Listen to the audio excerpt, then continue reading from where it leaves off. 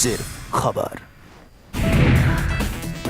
आज कैसे बीतेगा संसद का दूसरा दिन? होगा हंगामा या फिर होगा कामकाज? हंगामे के पूरे आसार।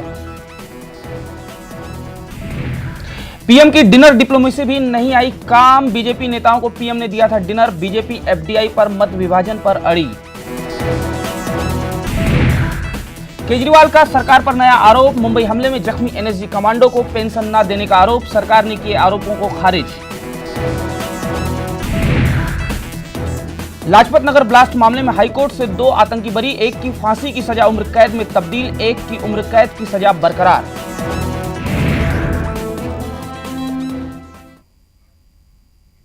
नमस्कार, मैं हूं सुमित ठाकुर। आज संसद के शीतकालीन सत्र का दूसरा दिन है। कल के हंगामे के बाद आज भी संसद में कामकाज होने के आसार बहुत कम हैं। सभी दल अपने अपने राजनीतिक मुद्दों को लेकर संसद में अलग अलग हैं। हालांकि बीजेपी और लेफ्ट पार्टियां एफडीआई के मुद्दे पर बहस के साथ वोटिंग चाहती हैं, पर सिर्फ बहस कराने के मुद्दे पर सरकार का जो इरादा है वो रखता है और ऐसे में आज भी संसद में हंगामे होने के पूरे आसार हैं। वहीं सरकार ने सोमवार को आम सहमति बनाने के लिए सर्वदलीय बैठक बुलाई है, पर आज की स्थिति में संसद में आम सहमति बन पाएगी इसके आसार बहुत ही कम हैं। सरकार के लिहाज से ये स्थिति बहुत अनुकूल है, क्योंकि सरकार का ये कहना है कि विपक्ष मुद्दों को तय कर ले तभी चर्चा हो पाएगी। वहीं विपक्ष की फूट का सरकार पूरा फायदा भी उठाती हुई नजर आ रही है।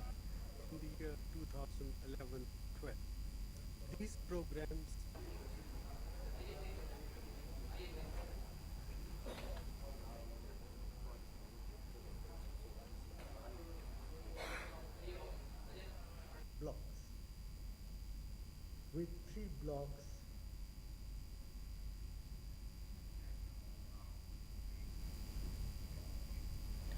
एफडीआई मामले पर जारी गतिरोध को खत्म करने के उद्देश्य से बीजेपी नेताओं को प्रधानमंत्री मनमोहन सिंह ने डिनर दिया। इस मामले पर भी लेकिन कोई हल नहीं निकल पाया। मुख्य विपक्षी दल इस बात पर जोर दिया कि संसद में मत विभाजन के प्रावधान वाले नियम के तहत ही मुद्दे पर चर्चा की जाए। इस डिनर में बीजेपी के संसदीय दल के अध्यक्ष लालकृष्ण आडवाणी, लोकसभा में विपक्ष की नेता सुषमा स्वराज और राज्यसभा में उनके समकक्ष अरुण जेटली शामिल हुए। संसदीय मामलों के मंत्री कमलनाथ और वित्त मंत्री पी चिदम्बरम भी इस अवसर पर मौजूद थे। सूत्रों ने बताया कि रात्रि भोज में एफडीआई मसले पर जारी गतिरोध का हल निकालने में असफलता मिली, क्योंकि बीजेपी अपने रुख पर अड़ी रही। इससे आज भी संसद में गतिरोध का दौर जो है जारी रह सकता है, इस बात की पूरी आशंका है।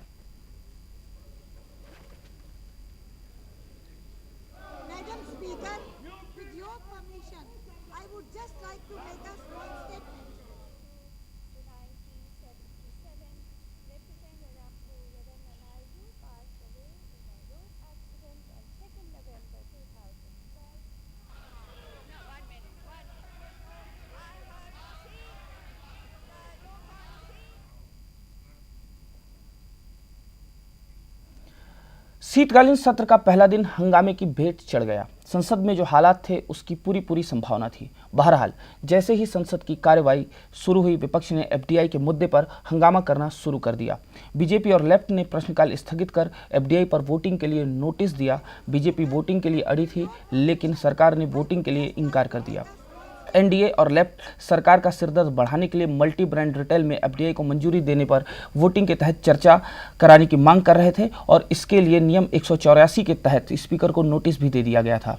विपक्ष और सरकार अपनी अपनी बात पर अड़ी हैं। नतीजा ये रहा कि लोकसभा को पहले 12 बजे तक, फिर 12:30 बजे तक और इसके बाद 2 बजे तक के लिए स्थगित कर दिया गया। लेकिन 2 बजे जब संसद की कार्रवाई शुरू हुई, विपक्ष ने बागी तेवर दिखाए, जिसके बाद सदन को शुक्रवार तक के लिए स्थगित कर दिया गया।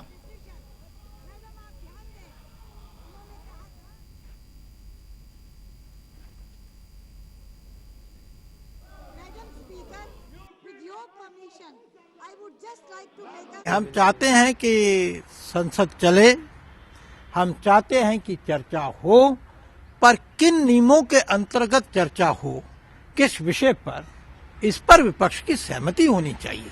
ये केवल सत्ता पक्ष नहीं तय कर सकता कि किन विषयों पर चर्चा होगी और किन नियमों के अंतर्गत चर्चा होगी। हम चाहते हैं कि संसद अपना काम करे और चाहते हैं कि सरकार को अलग अलग मुद्दों पर कटघरे में खड़ा करें, जनता की ओर से उनसे प्रश्न पूछें और सरकार उनका उत्तर दे। परंतु उसके लिए केवल सत्ताधारी दल ये तय नहीं कर सकता कि किन विषयों पर चर्चा होगी, किन पे नहीं होगी और किस नियम के अंतर्गत होगी। विपक्ष नहीं बल्कि उनके सहयोगी भी चाहते हैं कि एफडीआई रिटेल सेक्टर पर 184 में बहस हो, और जिस तरह से सरकार ने पार्लियामेंट के फ्लोर पर संसद को गुमराह किया कि एफडीआई रिटेल सेक्टर में लाएंगे तो हम सब पक्षों को विश्वास में लेंगे, अब सरकार के मंत्री ये तर्क दे रहे हैं कि ये एग्जीक्यूटिव ऑर्डर से हम इसको कर सकते हैं, इसमें संसद को विश्वास में नहीं लेना, तो ये सरकार संसद की अवमानना कर रही है। इन सारे विषय को उठाने वाले हैं, सरकार के पास कितना बहुमत है नहीं है ये जांचने वाले हैं, और देश के जो महत्वपूर्ण विषय हैं, महंगाई, भ्रष्टाचार, और जिस तरह से एलपीजी के दाम बढ़े हैं, जिस तरह से इस देश में भ्रष्टाचार की गंगोत्री बहाई जा रही है, उसके खिलाफ भारतीय जनता पार्टी मजबूती से संसद में अपना पक्ष रखेगी। वो समय भी तय करेंगे, वो तारीख भी तय करेंगे। ये मेरा प्रयास रहेगा उन्हें समझाने का कि ये सदन कोई गवर्नमेंट का नहीं है, कोई कांग्रेस पार्टी का नहीं है, ये सदन सब सदस्यों का और हर राजनीतिक दल का है। सरकार की राय की जरूरत नहीं होती। 184 मैं 32 साल से 184 देख रहा हूँ, मैं जानता हूँ 184 क्या है। हाँ, तो 184 में किसी की स्वीकृति की जरूरत नहीं होती। इसमें नियम है, हमारा संविधान है, इसमें नियम है, और संविधान और नियम, संसदीय नियमों के अनुसार हमें इस पर कार्रवाई करनी होगी। इसके लिए हम पूरी तरह तैयार हैं। अब बात करते हैं टीएमसी की। तृणमूल कांग्रेस के बहुचर्चित अविश्वास प्रस्ताव की हवा पहले दिन ही निकल गई। अविश्वास प्रस्ताव खारिज हो गया। टीएमसी सांसद सुदीप बंदोपाध्याय ने अविश्वास प्रस्ताव का नोटिस दिया था, लेकिन इस नोटिस पर लोकसभा के कुल सांसदों की संख्या का 10% यानी कि 54 सांसदों की सहमति नहीं मिल पाई। टीएमसी के 19 और बीजेडी के 3 सांसदों सहित कुल 22 सांसदों का ही समर्थन इस नोटिस को मिल पाया। कुल मिलाकर ममता के अविश्वास प्रस्ताव पर सदन ने विश्वास नहीं जताया। टीएमसी को ये बहुत बड़ा झटका है।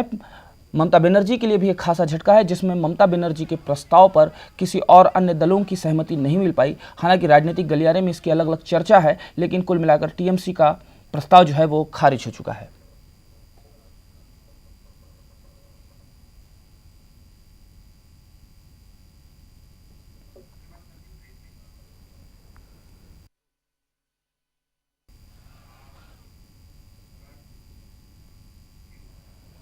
अब वक्त है एक छोटे से ब्रेक का। बने रहिए हमारे साथ, मिलते हैं थोड़ी देर में।